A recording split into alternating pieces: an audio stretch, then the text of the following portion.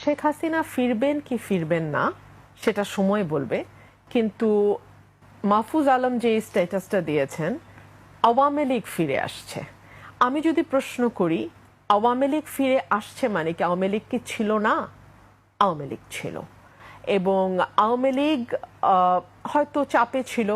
দল নিষিদ্ধ হয়েছে, মামলা হয়েছে, নেতারা বিদেশে চলে গেছে, কর্মীরা অনেক দীর্ঘ সময় 2 বছর একটা লম্বা সময় দিগ্ভ্রান্তের মতন ছিল, কিন্তু ছিল বাংলাদেশে। সে কারণেই আমরা দেখতে পাই যে এই নির্বাচনে ভোটের পার্সেন্টেজ যখন আমরা দেখি 38 to 40% উপরে অ্যাকচুয়ালি ভোট কাস্ট হয় নাই।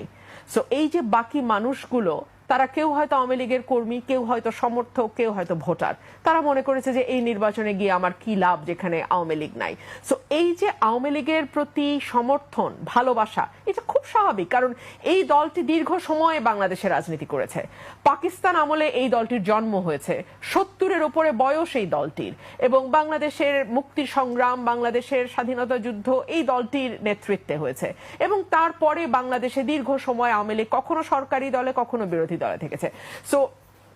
আওয়ামী লীগ চলে গেছে, আওয়ামী লীগ হারিয়ে গেছে কথাটি বললে কারো কারো হয়তো ভাল লাগবে, কেউ কেউ হয়তো এক ধরনের আত্মতৃপ্তিও পেতে পারেন, কিন্তু বাস্তবতা হলো আওয়ামী লীগ ছিল এবং আওয়ামী লীগ আছে। আমাদের যেই জায়গাটায় প্রশ্ন যে তাহলে ফিরে আসার কথা কেন বলা হচ্ছে, বা আসিফ নজরুল যেটা বললেন ফিরেছে তাদের দম্ভ, আপনি বললেন ঔদ্ধত্য, ধৃষ্টতা, ইত্যাদি ইত্যাদি। আমি যদি পাল্টা প্রশ্ন করি, যখন গত 17 মাস অন্তর্বর্তীকালীন সরকার এবং পরবর্তীতে 3 মাস এই নির্বাচিত বিএনপি সরকার, অর্থাৎ সব মিলিয়ে প্রায় 1.5 বছর 2 বছরের কাছাকাছি সময়টিতে আপনি ন্যূনতম সুশাসন নিশ্চিত করতে পারেন নাই, যখন আপনি একটার পর একটা মব দেখে চোখ বন্ধ করে থেকেছেন,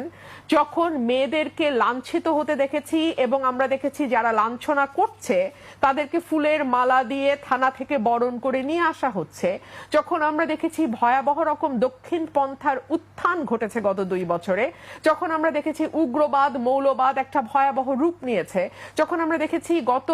কয়েক মাসে 100-এর উপরে শিশু ধর্ষণের শিকার হয়েছে, যখন আমরা দেখেছি ব্যাংকগুলোতে গ্রাহকরা যাচ্ছে ফিরে আসছে খালি হাতে, চিৎকার করছে ব্যাংকের বাইরে দাঁড়িয়ে যে কেন তারা তাদের সামান্য কিছু সঞ্চয় ব্যাংক থেকে তুলতে পারছে না, তখনই তো আওয়ামী লীগ ফিরে এসছে। দেখুন, একটা সরকার যখন বিদায় হয় এবং আরেকটা নতুন সরকার আসে, মানুষ কিন্তু অবচেতনেই দুটো সরকারের তুলনা প্রতি মুহূর্তে করতে থাকে, যে ওই সরকারটির সময় আমি কি কি সুবিধা পেয়েছি বা কি কি অসুবিধা হয়েছে।